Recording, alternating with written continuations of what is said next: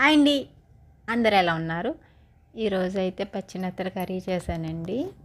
చాలా ఈజీగా చేసుకోవచ్చు అన్నమాట. పచ్చినత్తల కర్రీ ఎవరైనా చేసేసుకోవచ్చు. ప్రాసెస్లోకి వెళ్ళిపోదాము. గిన్నె పెట్టి ఆయిల్ వేయటెక్కాక ఆనియన్ పేస్ట్ వేసానండి. అదైతే బాగా వేయించుకోవాలి. కొంచెం కలర్ వచ్చే వరకు వేయించుకోవాలన్నమాట. మరీ వైట్గా కాకుండా కొంచెం లైట్గా గోల్డెన్ కలర్ వచ్చే వరకు వేయించుకున్న తర్వాత నేనైతే అల్లం వేయలేదండి. వెల్లుల్లిపాయ జీలకర్ర మాత్రమే వేసాను. అల్లం వేయకూడదండి. అల్లం వేస్తే చేప ఇడిపోతుంది. చిన్న చేపలు కదా, పచ్చినత్తలు చిన్నగా ఉంటాయి కాబట్టి అల్లం వేయకూడదండి. తర్వాత అయితే 2 టేబుల్ స్పూన్ కారం వేసాను. చిటికెడు పసుపు, రుచికి సరిపడా ఉప్పు వేసుకోవాలండి. అంటే మనం ఉప్పు అడ్జస్ట్ చేసుకుని వేసుకోవాలి. కొంతమంది తక్కువ తింటారు, కొంతమంది ఎక్కువ తింటారు కదా. ఉప్పు అయితే చూసుకుని వేసుకుని బాగా కలిపేసుకోవాలండి. ఇదైతే ఎవరైనా తినొచ్చు.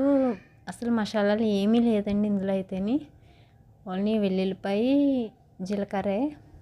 అవైతే ఆరోగ్యం చాలా మంచిది కాబట్టి ఇంకా గరం మసాలా కానీ ఏం వేయలేదు.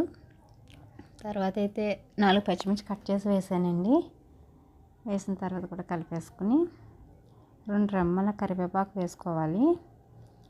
కరివేపాకు అయితే నేను ఎక్కువే వేస్తానండి. కరివేపాకు కూడా వేసేసుకొని కలిపేసుకుని 1 గ్లాసున్నర వాటర్ వేసానండి. ఎక్కువ కూడా వేయలేదు. గ్లాసున్నర వాటర్ వేసుకోవాలి. అది బాగా కలిపేసుకోవాలండి.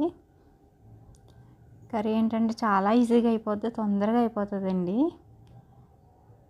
ఎంత తొందరగా అవుతుందంటే ఒక 10 మినిట్స్లో అయిపోతుంది అన్నమాట.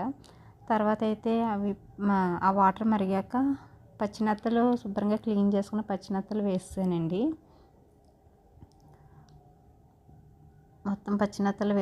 మొత్తం అయితే పచ్చినత్తలు వేసేసుకున్నాక గరిటె పెట్టకూడదండి.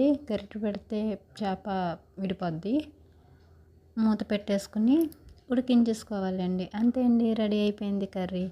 ఈ వీడియో కనుక నచ్చితే ప్లీజ్ అండి లైక్ చేసి, షేర్ చేసి, సబ్స్క్రైబ్ చేయండి. థ్యాంక్స్.